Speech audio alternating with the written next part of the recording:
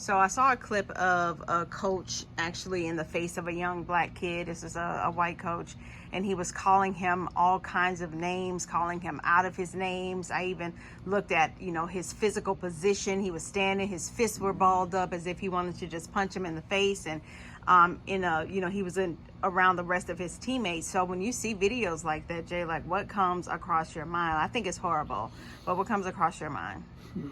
I mean, people be doing too much. People be doing too much. I think Plies had made a big video about, I don't know if it was this particular one, but another coach yelling at these kids and stuff like that. My son plays ball, I yell at him, but not like that. You know what I'm saying? And I ain't let nobody else yell at him like that. Like, at the end of the day, I get it. I played ball when I was growing up. We got cursed out.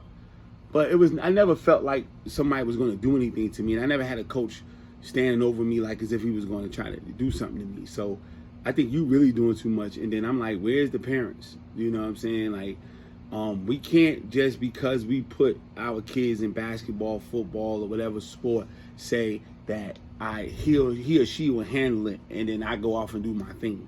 It's a joint effort. It's a joint effort.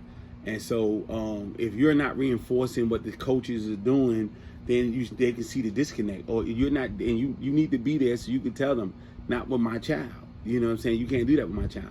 Or you shouldn't do that at all. And then my thought process is like, where's the assistant coaches? Where's the team to say, hey, fall back? That's not cool. We talk about that with police officers and other individuals. Like it goes across the whole spectrum. Like you gotta have people around you that's willing to tell you that your shit stink. You know what I'm saying? If everybody's trying to make you seem like you can't do no wrong and you can't give no pushback, you know what I mean, then that's not the right team. And that's not going to be a winning team. But we got to watch our babies, just like we watch them when we take them to daycare, we watch them when we want to babysit. We got to watch them when we putting them with coaches and all this other stuff like that, because you never know what's going to happen.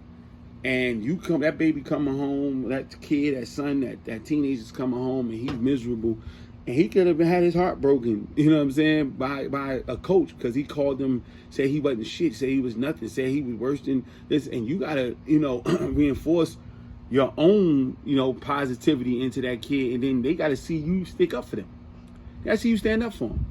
When you go stand up for them, when you go do what you're supposed to do, them kids are going to appreciate it. Yes, they don't know how to articulate it the right way now, but you'll see that 10 years from now. And that's what your children are. They are investments.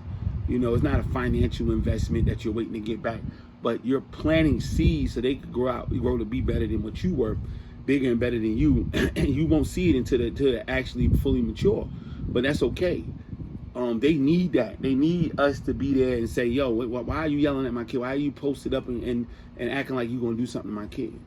You know what I'm saying? They need to see that. So I tell the parents, stay with your babies.